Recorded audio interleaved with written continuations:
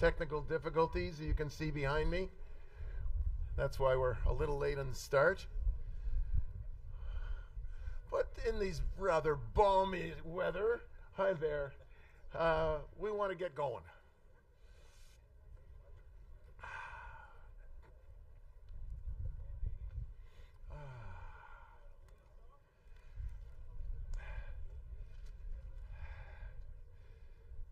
So first off, if everyone could take their seats, please.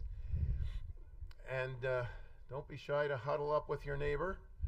I notice the back wall seems to be very popular. That's okay.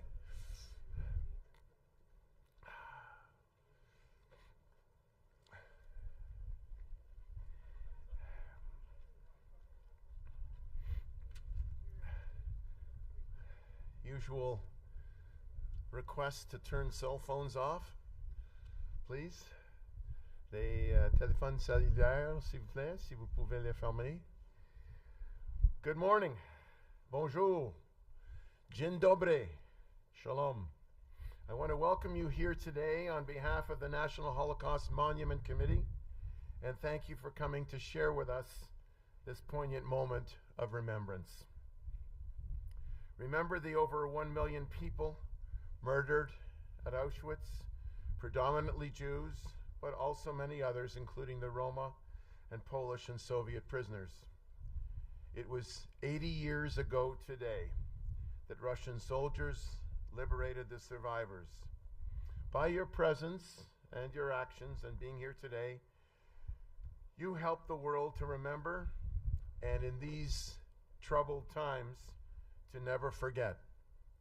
I want to introduce you to the President of the National Holocaust Monument Committee, Annette Wildgoose.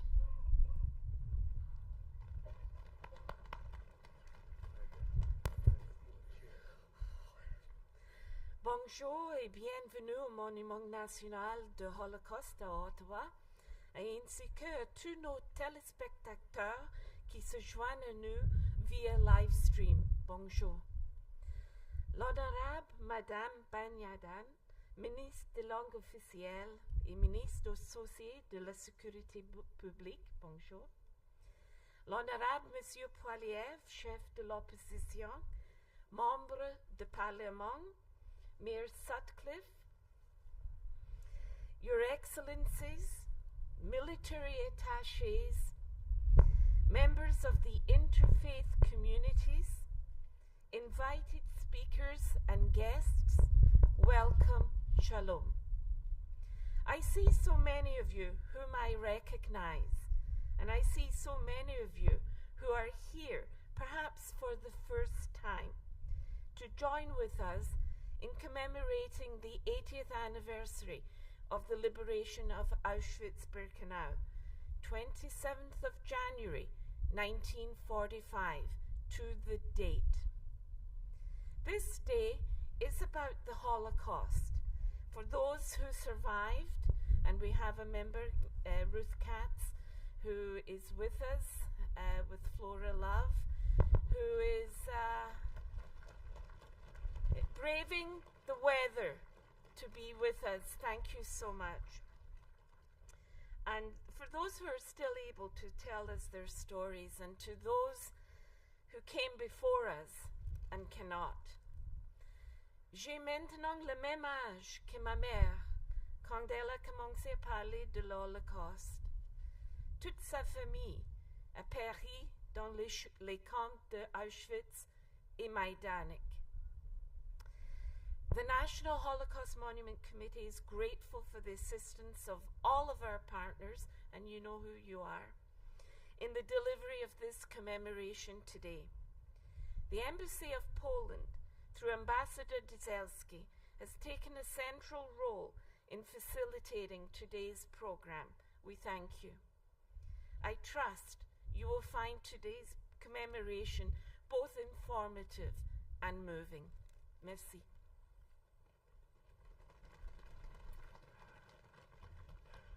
It's wonderful with all the gloves. It's a kind of a muffled applause. You know, it's just perfect. Thank you, Annette. It's my pleasure to invite the Honorable Rachel Ben-Dayan, Minister of Official Languages and Associate Minister of Public Safety to offer remarks. Welcome.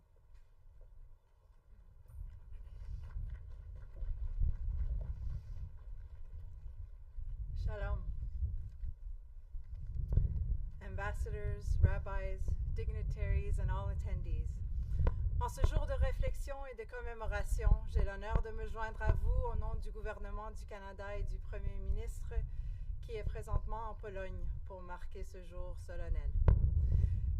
Before going any further, I would like to acknowledge the ceasefire deal, which led to the return of hostages to Israel. We are thinking of them as they reunite with their loved ones, and of all the families still awaiting the remaining hostages in captivity. Our government continues to call for the safe return of all hostages and for those murdered.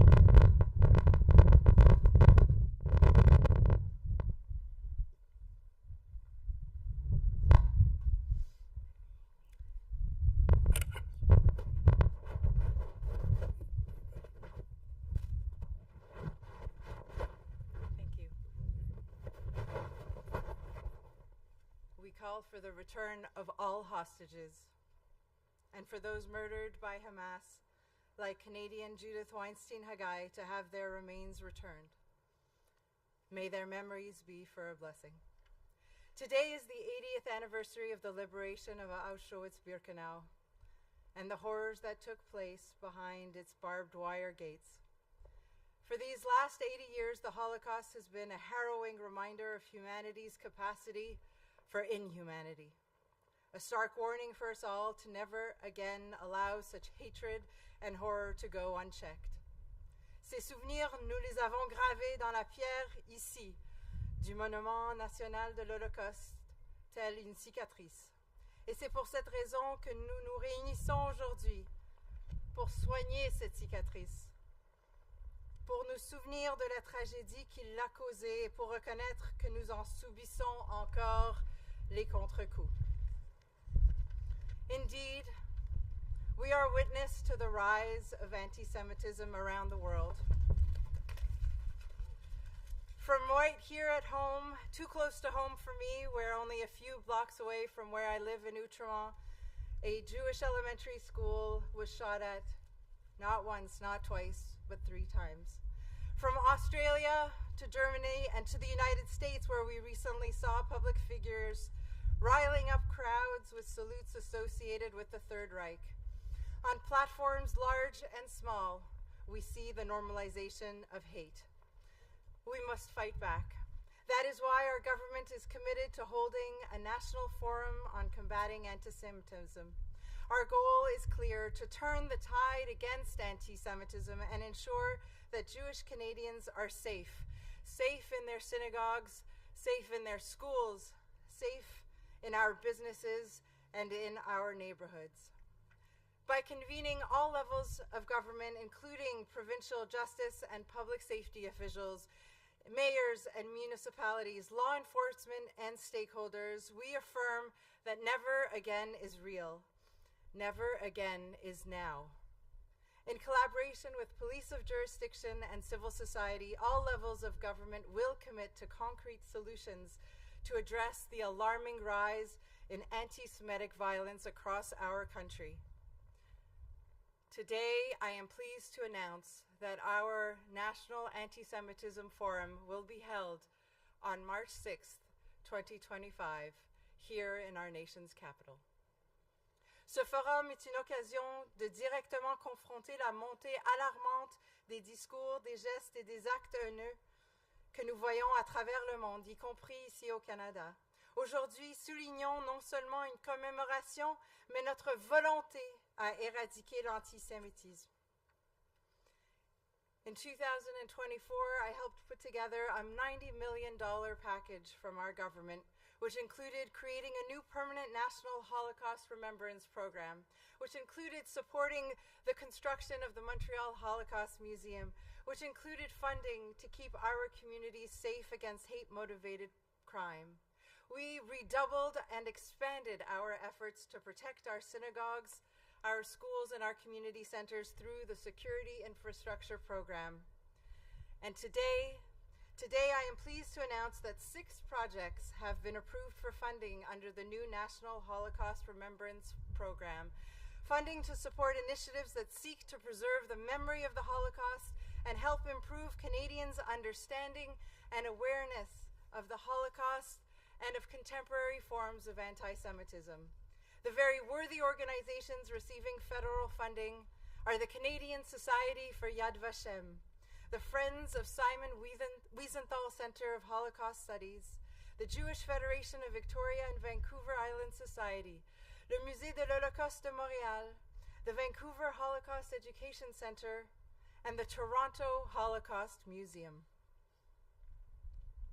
I am sure that it is not lost on you that I am a very, very new minister, appointed at a very peculiar moment in politics for a very uncertain amount of time.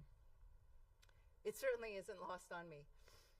Only days into my new role, I became aware of a conference to be held in Mississauga by Hizbut Tahrir, an organization I had never heard of before, but with a mandate I know all too well: the glorification of violence and the propagation of hate and anti-Semitism. Not in Canada, I said. Not knowing what, if anything, I could do, I began to hold meetings on the HUT and looking into the process of listing this and organizations like it. Not knowing what, if anything, would come of it, I wrote a letter condemning HUT in the strongest possible terms. A day after publishing that letter, 24 hours later, HUT announced that it was canceling their event. It was an important lesson for me, one that I promise you that I will not forget. The truth is, each and every single one of us has the power to effect positive change. Comme nous l'avons déjà déclaré à maintes reprises, la communauté juive n'est pas à mener seule le combat contre l'antisémitisme.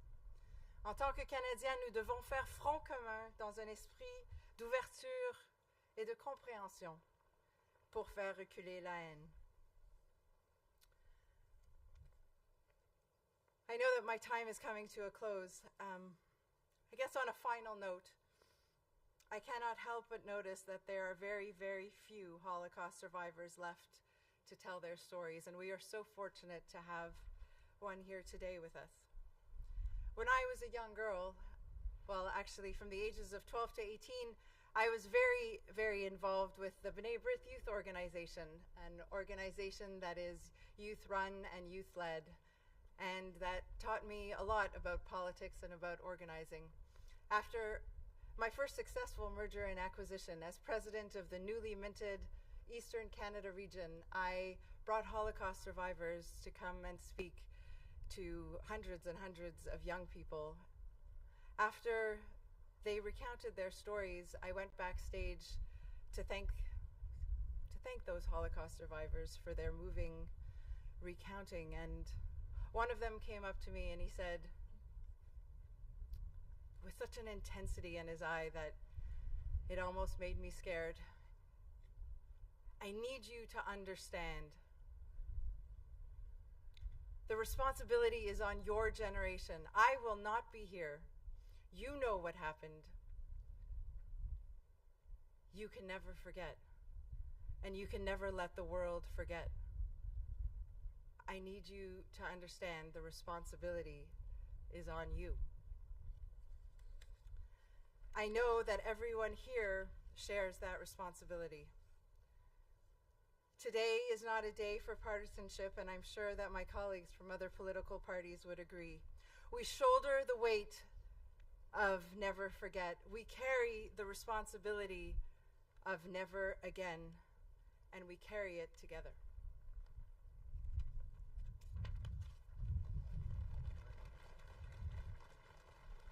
Toda rabba, Rachel. I'd next like to invite the leader of the official opposition, Pierre Poilievre, who's no stranger to this event. Pierre, some words, please.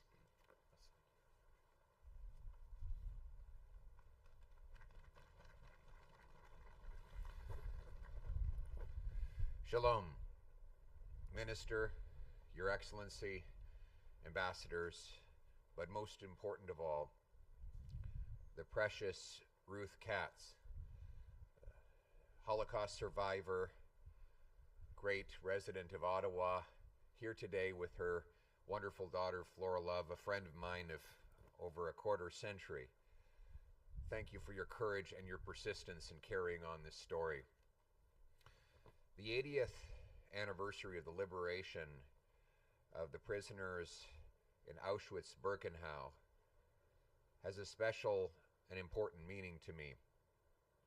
About 15 years ago, I was tasked with representing the government of Canada at the March of the Living, which is an inspiring gathering of survivors and Jewish youth who walk from Auschwitz, the first concentration camp, to nearby Birkenau, which was by far the most prolific. We walked arms locked. I was privileged to be with a survivor who was over 80 years old. And when we arrived at the gates of Birkenau, he stopped suddenly and he said, "That's where he stood." And he pointed into the air. He said, "When I was a little boy, I walked in here and there was Dr. Mengele." And Dr. Mengele, with the wave of a hand, would decide what would happen to each prisoner after a glance. Would they go immediately to the gas chamber, or would they be enslaved to days or weeks more intensive labor? And for reasons he did not know, he was given a pass. That was the vivid nature of it. Mengele was probably the personification of evil on earth. He exemplified all that was evil about the Nazi regime, the cruelty, the murder, the twisted and perverted ideologies. An ideology that, though it did tremendous damage and killed over 6 million Jews, was ultimately defeated. The Jewish people triumphed. As I noticed symbolically, when I looked around to see the beautiful stars of David flying on Israeli flags all through that march. In the background was the echo of a cantor singing the psalmody, Psalm 23. "Yea, though I walk through the valley of the shadow of death, I shall fear no evil." We were literally in the valley of the shadow of death, with the barracks on each side and the lower ground in the middle. And we looked around as Jewish children placed stones on top of stones that they used as makeshift memorials, as if to say, "We haven't forgotten you. We still remember you. We still love you." That is the triumph of the Jewish people, who then later gathered their numbers and gave rebirth to the great state of Israel. And now, in that state, the Jewish people are the only people I know of who speak the same language, worship the same faith, on the same land as they did 3,000 years ago. And that doesn't mean it's without difficulty. We had all hoped that we had left the ugly, authoritarian, socialist ideologies of fascism and communism behind. But they came roaring back with extreme and radical movements. New threats emanating from Iran metastasized and exploded back into the forefront on October 7th. An unprovoked attack that was deliberately designed to carry out the maximum amount of cruelty against the most innocent people. A seven-front war initiated by Tehran seeks to carry out a Holocaust-like attack on the Jewish people. October 7th was the biggest massacre of Jews since the Holocaust. But in the period that had followed, Israel has fought back. The regimes and the terrorist groups that sought to annihilate Israel have themselves been annihilated. And Israel has friends, as do the Jewish people. Friends that will stand through thick and thin, through fire and water, not equivocating, not speaking out of both sides of our mouth. We must stand with the Jewish people and the state of Israel in their effort to preserve their existence and to live a peaceful, democratic life. And that should not be taken for granted. We see on our own streets anti-Semitism, guided by obscene, woke ideologies that have led to an explosion in hate crimes. Hate crimes were up over 100% in Canada before October 7th. Now they're up 251%, with Jews being the principal victims of those crimes. We must not just condemn these things, we must take action against them. We must deport from our country any temporary resident that is here on a permit or a visa that is carrying out violence or hate crimes on our soil. It was obscene that the IRGC remained legal in Canada for 4 years after it killed 55 of our citizens in the attack on PS Flight 752. It is outrageous that 700 IRGC officials are on Canadian soil, many of them living the lap of luxury on the fruits that they stole from their own people. And we must condemn when our own government gives grants for anti-racism to people like Leif Maruth, or appoints Birju Datani to head up the Canadian Human Rights Commission. We must stand up against these outrages and stand for bringing our people together, united in our common values, our common freedom, and our common love for our country and for humanity. Because in the end, we know the Jewish people will prevail. We know the state of Israel will live on. We as Canadians must live on as allies and friends, so that when we say never again, we mean it.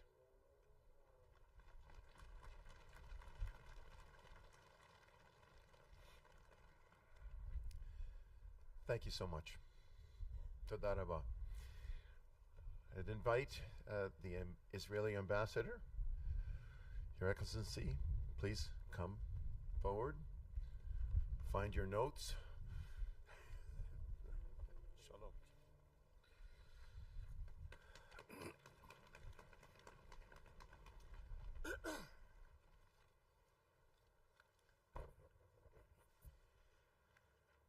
80 years ago today, an ocean away, the 322nd Rifle Division of the Soviet Red Army marched through Poland's Auschwitz death camp's gates.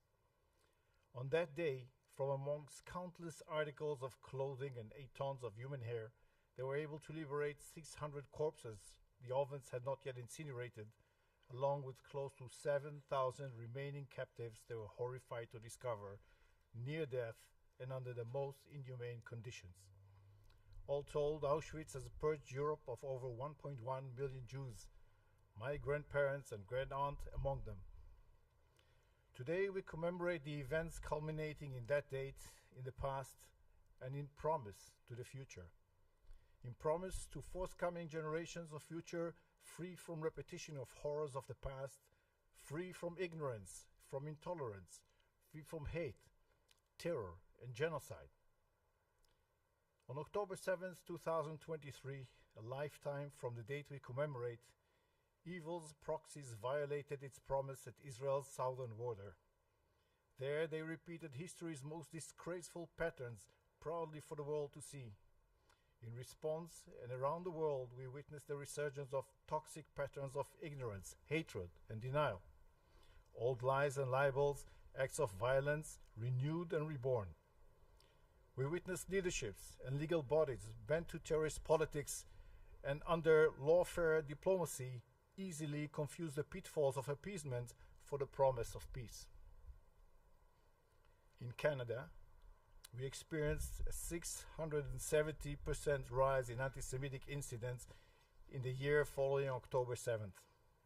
Jewish schools, synagogues, and institutions across Ontario, Quebec, and British Columbia were targeted.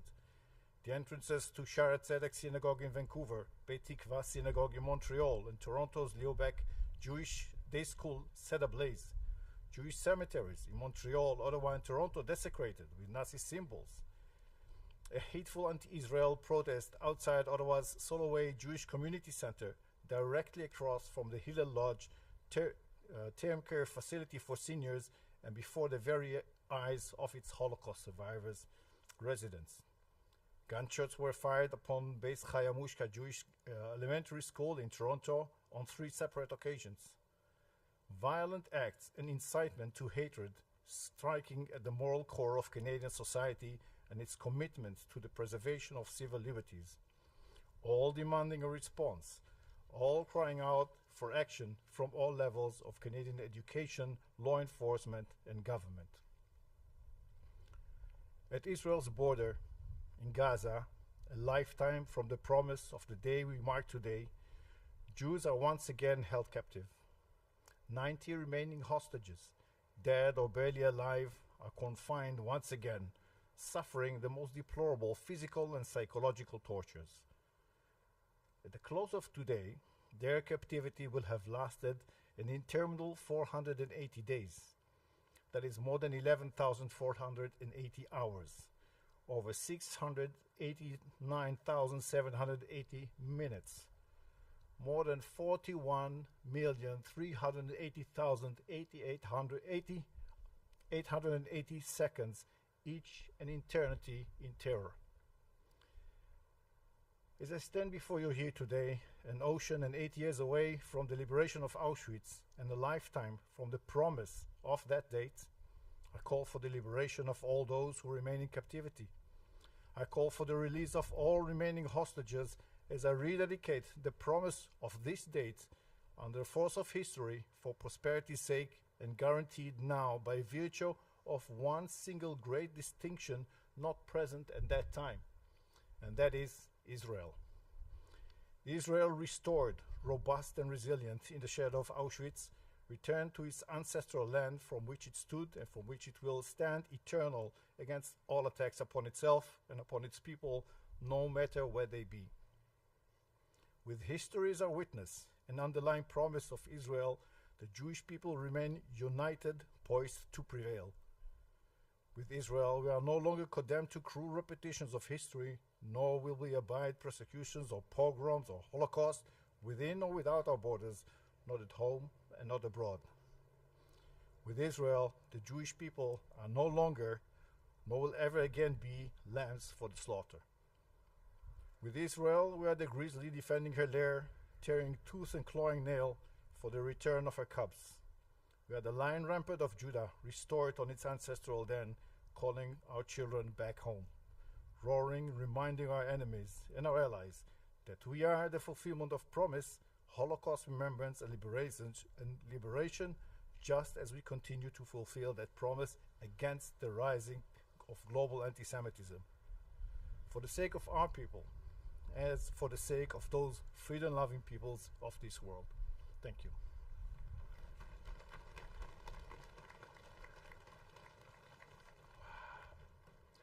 I'd like to invite Ambassador Zielski from the Republic of Poland to please come and give remarks. Dzień dobry.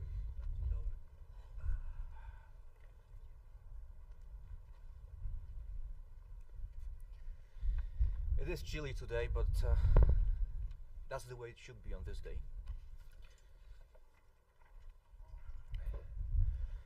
Survivor, minister, leader of the opposition, ambassadors, high commissioners, members of parliament, senators, leaders of civic organizations, members of the Jewish community, members of the Polish community, ladies and gentlemen. Let me start by expressing my deep gratitude to the Ottawa Holocaust Monument Committee for bringing us here together.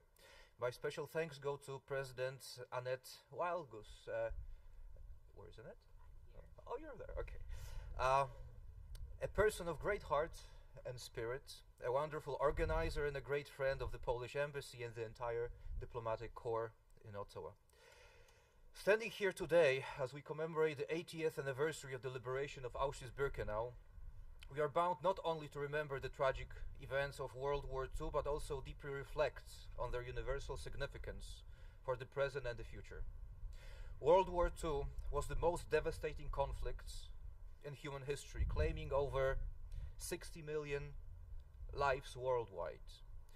Occupied Poland was one of the main stages of these tragic events.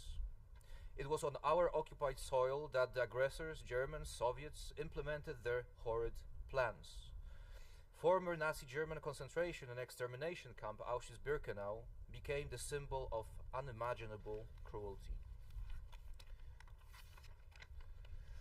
Auschwitz-Birkenau is not just a historical site, it is a universal symbol of inhumane suffering. The majority of victims there, Jews, nearly 1 million people. The second most numerous group, some 70,000, were non-Jewish Poles, and the third most numerous, about 21,000, Roma and Sinti. About 15,000 Soviet POWs and some 12,000 prisoners of other ethnic backgrounds, including Czechs, Belarusians, Yugoslavians, French, Germans, and Austrians, also perished there. As a Pole, my consciousness is filled with images of history, including these events.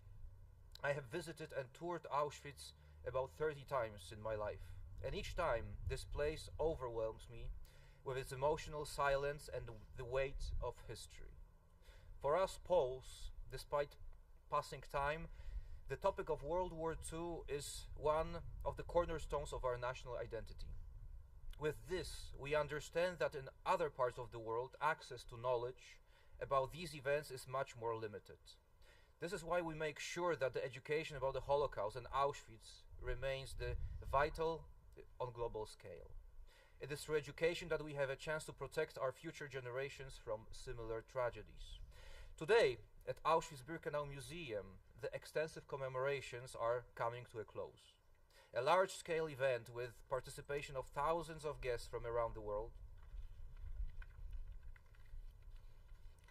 Around 50 survivors.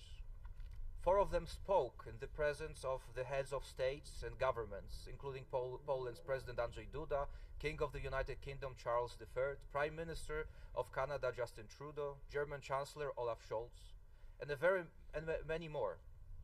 This recognition is extremely important. It helps to carry the message to the entire world, a message of humility in the face of unimaginable drama.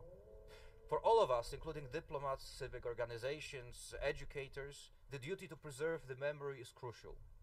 We must resist disinformation that seeks to diminish or distort the truth about the Second World War. Our task is to promote wisdom that will help prevent such tragedies from recurring in future. In a moment, you will hear from my good colleague, Mr. Piotr Cywiński. He has been director of the Auschwitz-Birkenau Museum since 2006. He has been an icon to those dedicated to preserving the memory of World War II, the Holocaust, promoting human rights and combating distortion, anti-Semitism, and intolerance. For myself, I thank you for your presence here and commitment to this exceptional anniversary. Together, let us build the world where Auschwitz remains only a historical symbol and not a returning reality. Thank you. Dear friends, only by that way I can be present with you in Ottawa, in Canada, on this very day of the liberation of Auschwitz. It's a very special and moving day. We are celebrating, of course, the liberation, but we are thinking about all the victims of this German Nazi camp. We are thinking about the victims of the Shoah all around the occupied Europe. We are commemorating all those people who were fighting against the Nazi Germany. But we are, first of all, together with a last quite important group of survivors who were able to join us at this very place of Auschwitz-Birkenau for those ceremony. I think the remembrance now is something absolutely crucial for the future of our world. A future that is certainly not predictable in an easy way. We don't know what will be in 2, in 5, in 10 years. There are so many problems in so many parts of our world. The aggression of Russia against Ukraine, as a very complex situation in the Middle East, also in Israel, many other problems that we are observing around the world. But I think that the remembrance is one of the most important, perhaps, key in order to oblige us to rethink our way to act, our way to not do anything sometimes, our way to think about the future of the world, our way to define our own place in this world. I would like to thank you, the Ambassador Dzielski, and all the team of the Polish Embassy to organize this gathering for the anniversary of the liberation and for this incredible day of commemoration. I hope that it will be one step for a world where all kind of antisemitism, xenophobia, hate speeches will play a less present role than it is sometimes now. Thank you.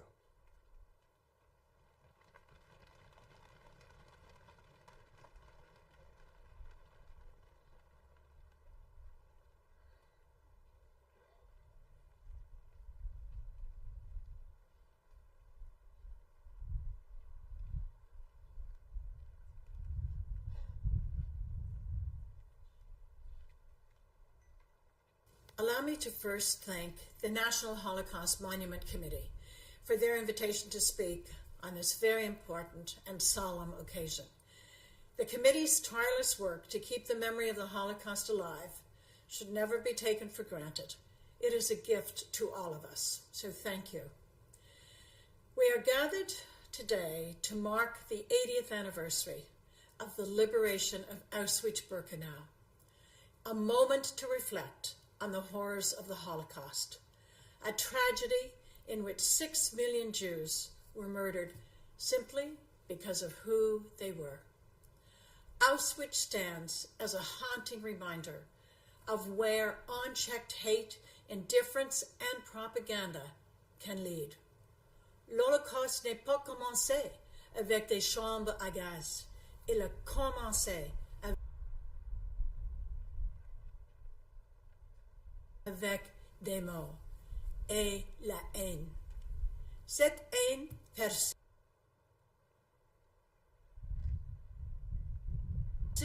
aujourd'hui, malheureusement, amplifiée par la puissance de l'Internet et la désinformation. Canada has yet always been a beacon of diversity and inclusivity, but the last year and a half has taught us that we are not immune to the rising tide of anti-Semitism. We see it on our streets, in our schools, and on our university campuses. That is why Holocaust and anti-Semitism education are more critical now than ever. The newly released Canadian Handbook on our working definition of anti-Semitism is therefore an important tool for all Canadians. It helps Canadians identify the anti-Semitic tropes and misinformation that still exists today, many of which echo the propaganda used during the Holocaust. By understanding how anti-Semitism manifests, we empower ourselves to challenge hate and foster a society rooted in dignity and respect. Today, as we honor the memory of the victims and the inspiration of the survivors, we must recognize that remembrance is not passive. It is a call to action. We must teach one another to identify the warning signs of hatred, resist intolerance in all of its forms, and uphold the true promise of never again.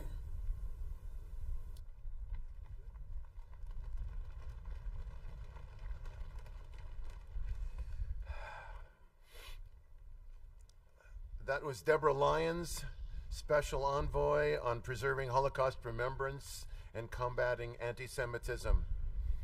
I'd like to invite Father Deacon Andrew Bennett, Program Director for Faith Communities at Cardis and Deacon in the Ukrainian Greek Catholic Church, to offer remarks.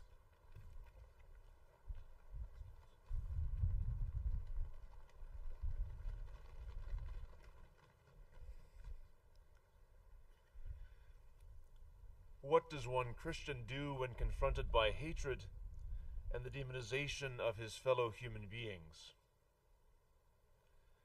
The faithful Christian looks to the example of Christ on the cross, who emptied himself for the life of the world.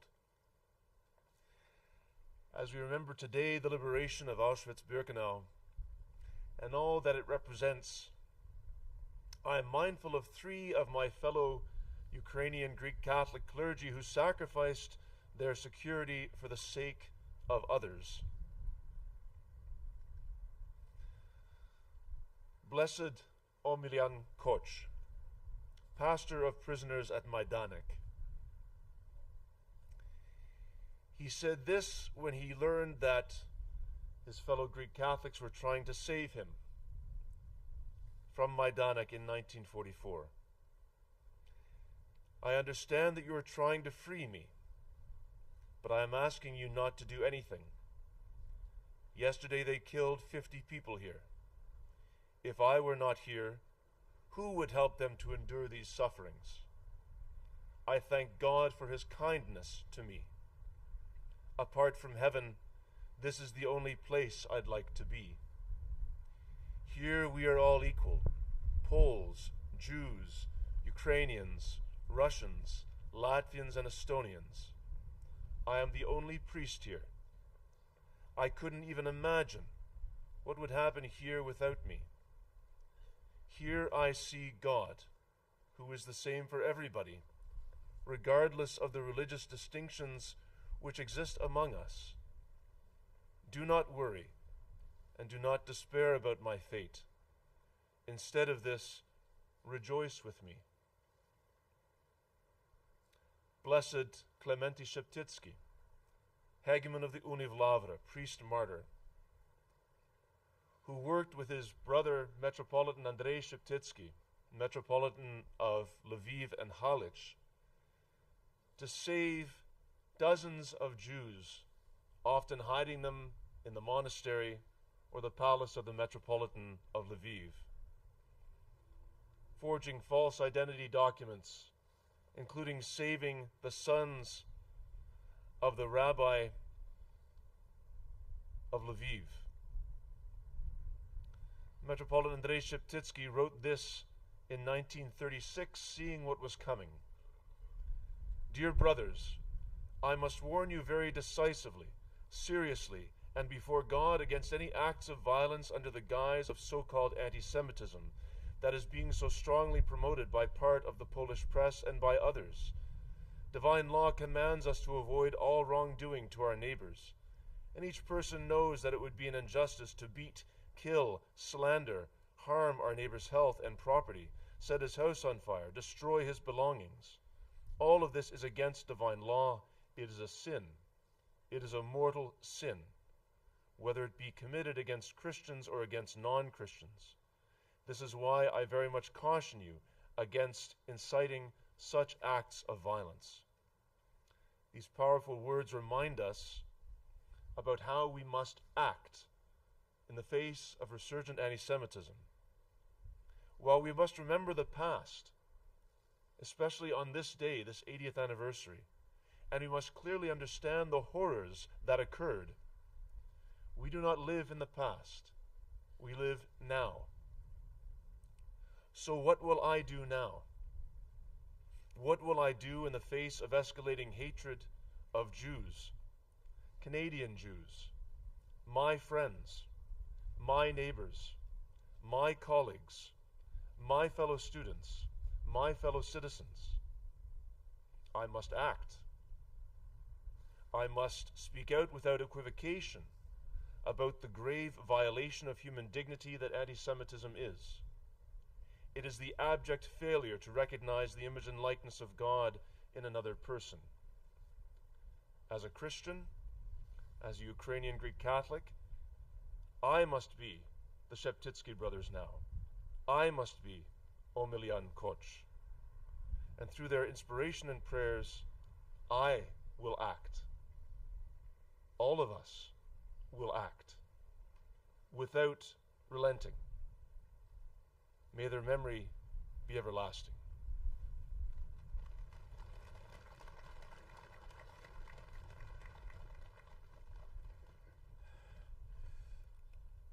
Thank you, Father Deacon. And you are unquestionably the winner of the most appropriately dressed person here today.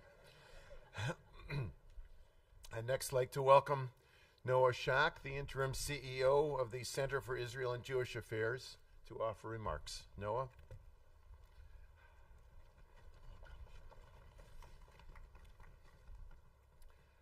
80 years ago, Zalman Pila was liberated from Auschwitz, and Paula Weintraub was liberated from Bergen-Belsen.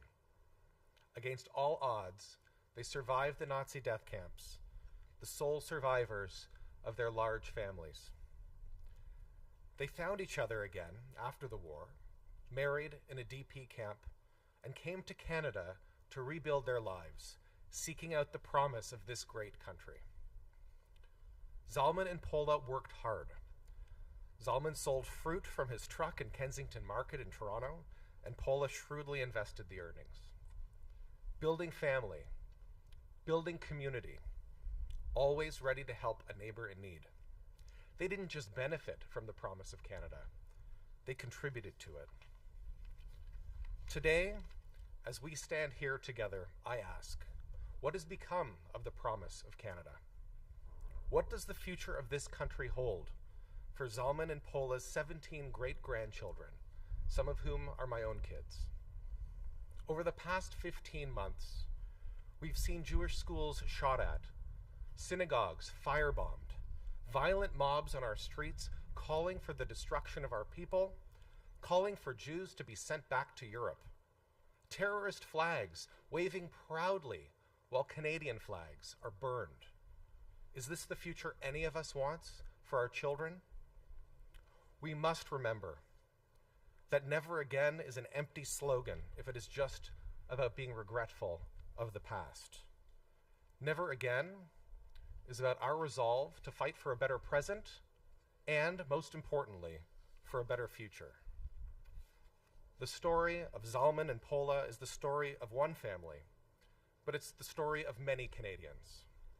For never again to have any meaning, we must all draw on their spirit, roll up our sleeves, and urgently act to fight for the promise of this great country.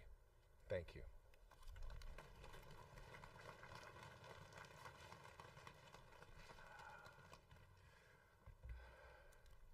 I'd like to welcome Karen Palayo, Chair of the Jewish Federation of Ottawa.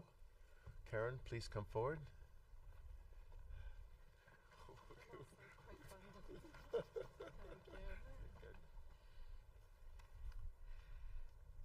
Good morning, bonjour, shalom. Nous sommes ici aujourd'hui pour la Journée internationale de commémoration de l'Holocauste.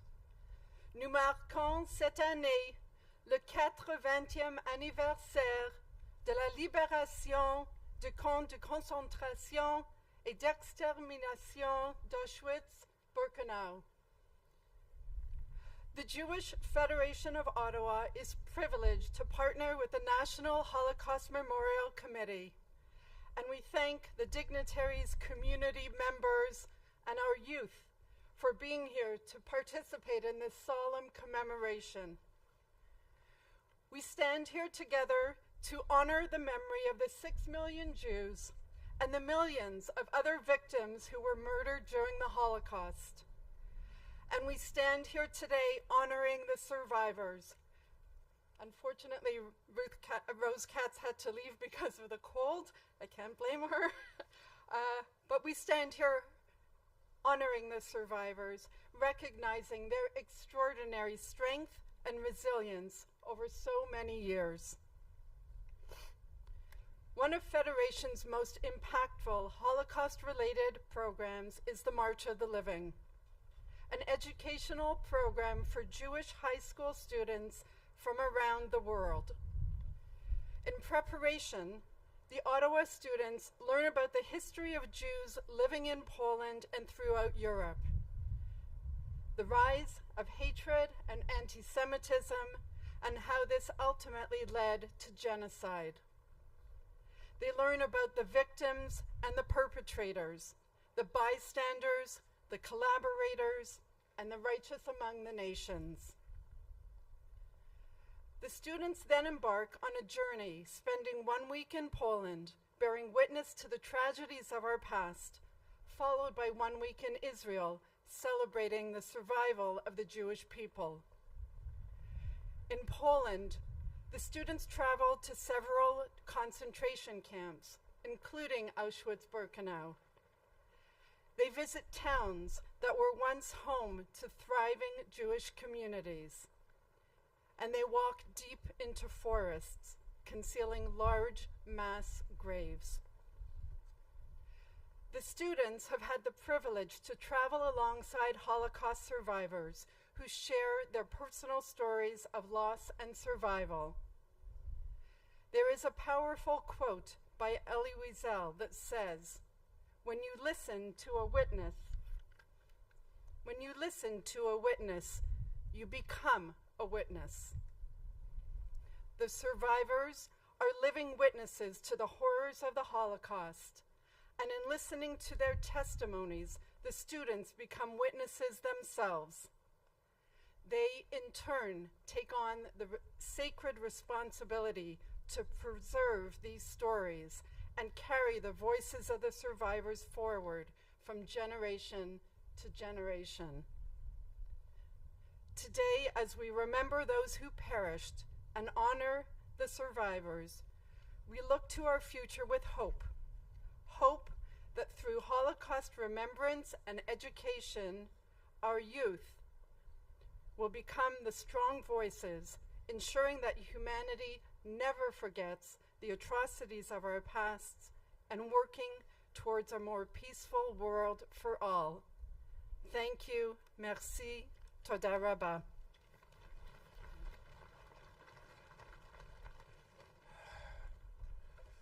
Hang in there, folks. We only got a couple more. Whew. David Granovsky from B'nai Brith, Government Relations. If you would please come forward, David, and say a few words. Okay, go ahead. Thank you. Yep. Good afternoon. Good morning, everyone. I'm here today on behalf of B'nai Brith Canada, this country's most senior human rights organization, which is proudly celebrating its 150th anniversary this year. 2025 also marks a more solemn milestone, the 80th anniversary of the liberation of Auschwitz. It is insufficient to merely mark the somber occasion. Our paying tribute to over the 1 million people who died in Auschwitz, who perished there, must serve as an impetus for change.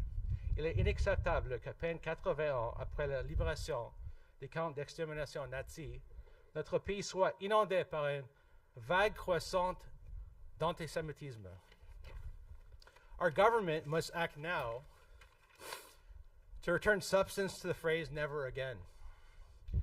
Those who preach hate must face consequences. Those who literally and metaphorically fly the flags of terrorists, yes, terrorists, must be held accountable. The government must also ban the display of the Nazi swastika, joining 18 other countries that have already done so. Près de 10 000 Canadiens ont signé l'appel de B'nai Brith en faveur de l'interdiction de symboles honteux et haineux. Please add your voice by signing on to our website at bnaibrith.ca. Le Canada doit agir maintenant. Further, it is critical that the government fulfill its responsibility to ensure transparency with respect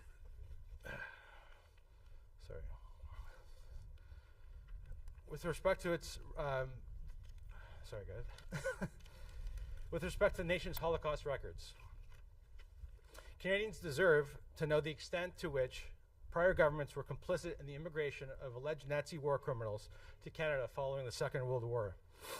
David Matas, senior honorary counsel for B'nai Brith Canada, stated, only through public access to Canada's Holocaust archives can we learn the lessons from those archives. Les générations futures des Canadiens ne doivent pas être privées de la possibilité de tirer des leçons du passé de notre nation. May the memories of the over 6 million victims of the Nazi persecution never be forgotten. and forever be a blessing. Thank you.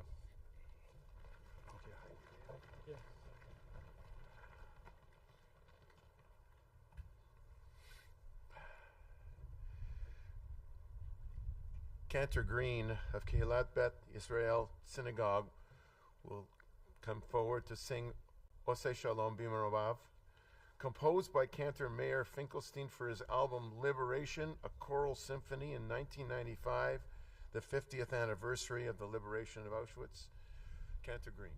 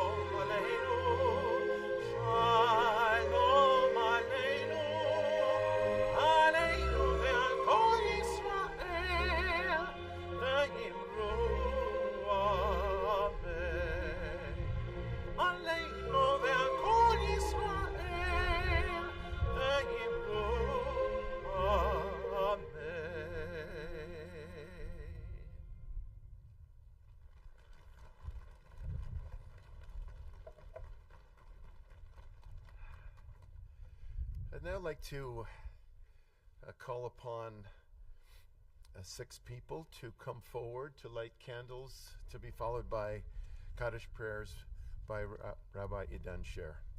So Joel Diener, I understand Ruth Katz and Flora Love have left. Flora Love, you can come forward, please, over here. Richard Marceau, Richard, my daughter Maja, Annette, and Henry Topaz. Please come forward.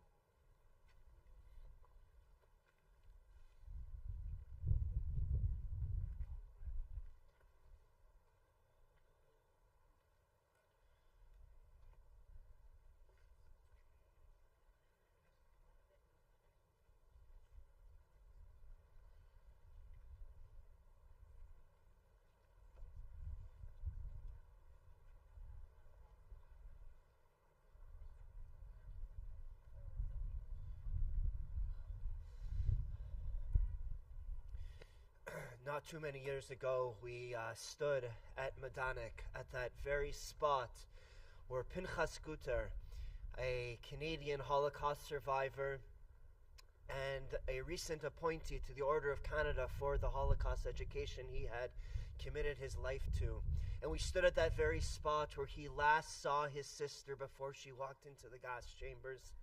He never could remember the face of his sister after that moment, but forever he would remember her long golden braids. And we said Kaddish at that moment for Pinchas Guter's sister and for every single one of the victims of the genocidal Jew hatred that occurred 80 years ago. And we continue on to Israel. And as we continued on to Israel, we took comfort and strength knowing that the world had learned the lesson of never forget, and that when we would say Kaddish for the victims of a genocidal Jew hatred, it would be for those who far, far in the past. Imagine how heartbreaking, imagine how deeply unsettling it is that today, as we say Kaddish for victims of genocidal Jew hatred, it's not just for those in the past.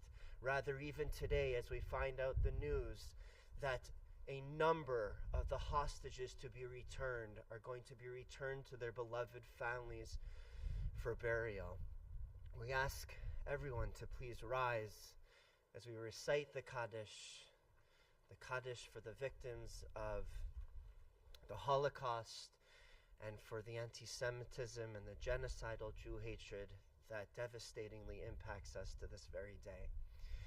Yiskadal v'yiskadash shemei Rabbah Bi'alma divrach chirusei v'yamlich malchusei b'chayechon uvyomechon uv'chayei dechol beis Yisrael ba'agala uvizman kariv v'imru amen.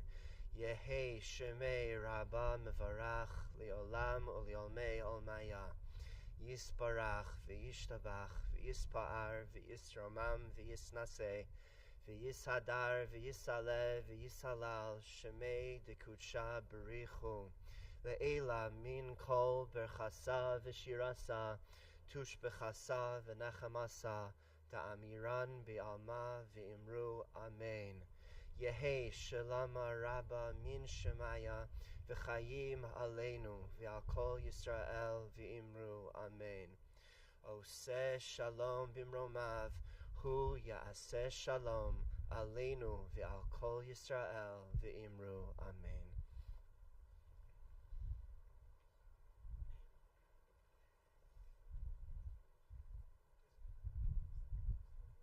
Please remain standing for Hatikva from Bergen-Belsen.